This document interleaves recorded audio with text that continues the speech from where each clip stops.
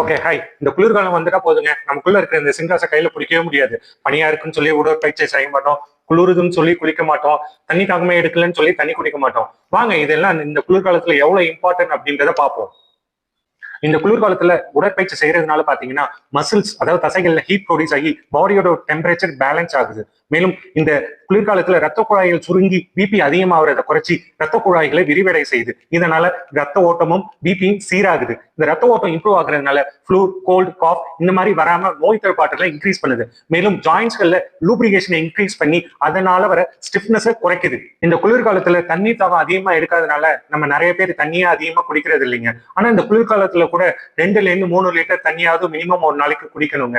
இப்படி குடிக்கிறதுனால நம்மளுடைய செரிமானம் இம்ப்ரூவ் ஆகுது, ஸ்கின்னோட ட்ரைனஸ் குறையுது, பாடியோட டெம்பரேச்சர் பேலன்ஸ் ஆகுது, மேலும் இம்யூனிட்டியை இம்ப்ரூவ் பண்ணுதுங்க. குளிர்தேன்னு சொல்லி குளிக்காம இருக்கிறதுனால நம்ம தொல்லை, டஸ்ட், கிருமிகள் மற்றும் தேவையற்ற செல்கள் செய்யறதுக்கு வாய்ப்பு இருக்குங்க. சூடான நீர்ல குளிக்கிறதுனால ரத்த ஓட்டம் சீராகும், உடம்போட ஸ்டிஃப்னஸ் குறைஞ்சு ரிலாக்ஸ் ஆகும், மூடும் நல்லா ஃப்ரெஷ் ஆகும்.